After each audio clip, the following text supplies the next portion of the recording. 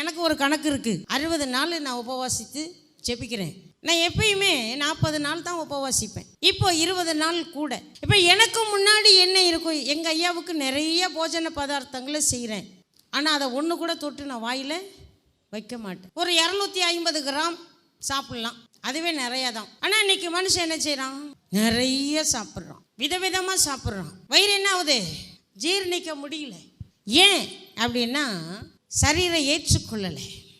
எனக்கு முன்னாடி எதெல்லாம் பிரியமாக இருக்குதோ அதை ஒரு மனுஷன் வெறுக்கிறது தான் உபவாசம். அதே மாதிரி தான் நாம் எப்படி இருக்கோம் அப்படின்னா, ஜீரணிக்க முடியாதவைகள் எல்லாம் ஜீரணித்து கொண்டு இருக்கிறோம். எதெல்லாம் நமக்கு வேண்டாம் அப்படின்னு நினைக்கிறோமோ அதையெல்லாம் நாம் என்ன செய்கிறோம்? நம்முடைய வாழ்க்கையில் செயல்படுத்துகிறோம். செயல்படுத்த வேண்டியவைகளை செயல்படுத்த நம்மால் முடியல.